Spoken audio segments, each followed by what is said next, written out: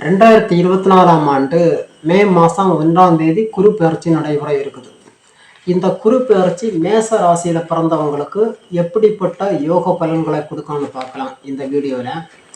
முதல்ல இப்போ மேச ராசியில் இருக்கக்கூடிய நட்சத்திரங்கள் கேதுவினுடைய அஸ்வினி நட்சத்திரம் 4 பாதங்களும், சுக்கிரனுடைய பரணி நட்சத்திரம் 4 பாதங்களும், கிருத்திகையினுடைய சூரியனுடைய கிருத்திகை நட்சத்திரம் முதல் பாதமும் இருக்குது. இப்போ மற்ற கிரகங்கள் பார்த்தீங்கன்னா சனி உங்களுக்கு 11ஆம் இடத்துல லாபஸ்தானத்தில் இருக்குது. ராகு 12ஆம் இடத்துலையும், கேது 6ஆம் இடத்துலையும் இருக்குது.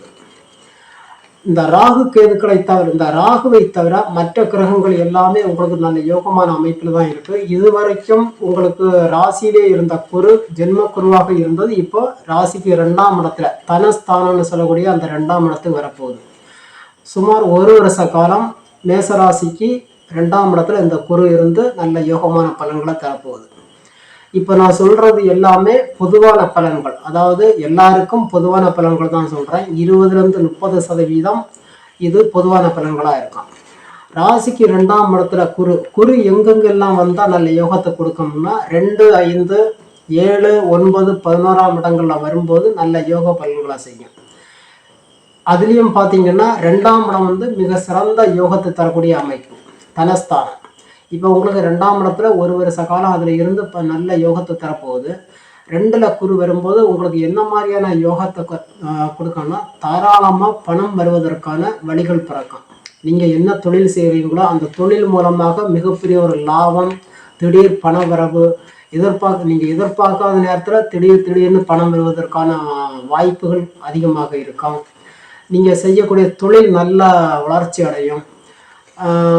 சொத்து வாங்குவதற்கான யோகங்கள் கூடி வரும். வீடு இல்லாமல் இருந்தீங்கன்னா வீடு கட்டுவதற்கான யோக அமைப்பு, வெளிநாடுகளுக்கு போவதற்கான நல்ல யோகமான அமைப்பு, திருமண நிகழ்ச்சிகள். இது வரைக்கும் மேசராசியில் பிறந்தவங்களுக்கு திருமணம் ஆகலை, திருமணத்திற்காக வெயிட்டிங்கில் இருக்கீங்கன்னா கண்டிப்பாக இந்த காலகட்டத்தில் நீங்கள் முயற்சிகள் பண்ணிங்கன்னா உங்களுக்கு திருமணம் நடப்பதற்கான வாய்ப்பு அதிகம்.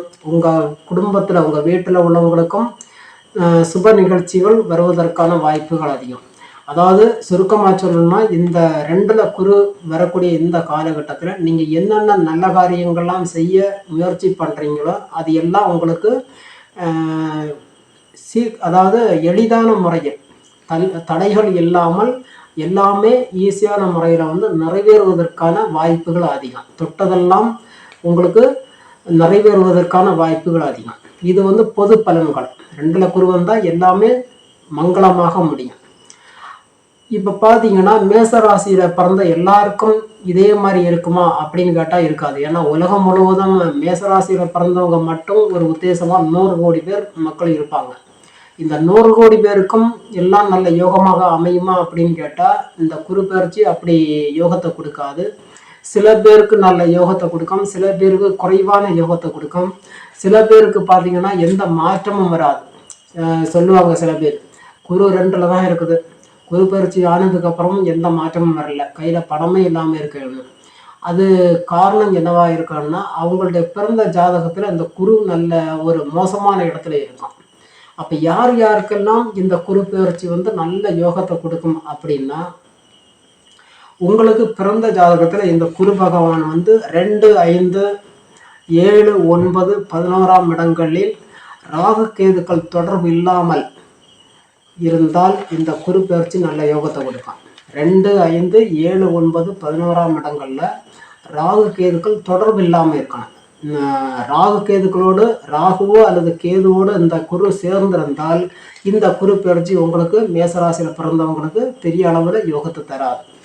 அடுத்தது பார்த்தீங்கன்னா 6, 8, 12 மறையாமல் குறி இருப்பவர்களுக்கு, குரு 6, 8, 12 மறைந்தால் இந்த குரு பெயர்ச்சி ஒரு பெரிய ஒரு யோகத்தை தராது. மகர ராசியில் குரு இல்லாமல் இருக்கணும். ஏன்னா குரு மகர ராசியில் நீச்சமாகும்.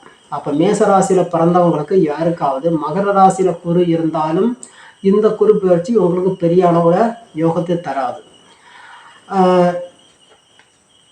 இப்போ நான் சொன்ன மாதிரி இந்த அமைப்புகள் இது மாத்திரம் இல்லை. இப்போ இந்த குரு பெயர்ச்சி நடக்கிற காலகட்டத்தில் மேசராசியில் பிறந்தவங்களுக்கு, ஏன்னா ஒவ்வொருத்தருக்கும் ஒவ்வொரு விதமான தசா புத்தி நடக்கும். நல்ல யோகமான தசா புத்தி யார் யாருக்கெல்லாம் நடக்குதோ அவர்களுக்கெல்லாம் திடீர் யோகங்கள், இந்த குரு பயிற்சி மிகுந்த ஒரு யோகத்தை கொடுக்கும். திடீர்னு நீங்கள் எதிர்பார்க்க முடியாத நேரத்தில் திடீர் யோகங்கள் கிடைப்பதற்கான வாய்ப்புகள் அதிகம். ஏன்னா பிறந்த ஜாதகமும் ரொம்ப முக்கியம், தசா புத்தி நல்ல யோகமான தசையும் புத்தியும் நடப்பது ரொம்ப முக்கியம்.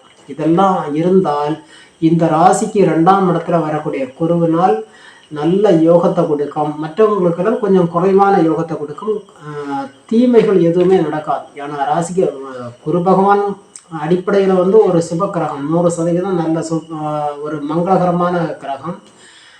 அது வந்து யோகமான அமைப்பில் வரும்போது நல்ல யோகத்தை செய்யும். அதே மாதிரி பாதகமான மறைவு ஸ்தானங்கள் வரும்போது குரு பகவான் வந்து நல்லது செய்யாமல் இருந்தாலும் கெடுதல் செய்ய மாட்டார். அந்த அளவு ஒரு நல்ல யோகமான கிரகம் தான் குரு பகவான். ஆக இப்போ நான் சொன்ன மாதிரி விதிமுறைகள் உங்கள் ஜாதகத்தில் இருந்ததுன்னா கண்டிப்பாக உங்களுக்கு எல்லாமே நல்ல யோகமான இதாக இருக்கும். ஒவ்வொருத்தருக்கும் தனிப்பட்ட முறையில் இந்த குரு பயிற்சி அல்லது எதிர்கால வாழ்க்கை எப்படி இருக்கும் அப்படின்னு தெரிஞ்சுக்கணும்னா உங்களோட தனிப்பட்ட ஜாதகத்தை பார்த்தா தான் சொல்ல முடியும். தனிப்பட்ட ஜாதகத்தை பார்க்கணும்னா இந்த வீடியோவில் இருக்கிற வாட்ஸ்அப் நம்பருக்கு நீங்கள் காண்டாக்ட் பண்ணிங்கன்னா ஜாதகம் பார்த்து சொல்லப்படும். இந்த வீடியோ உங்களுக்கு பிடிச்சிருந்தோம்னா எங்களுடைய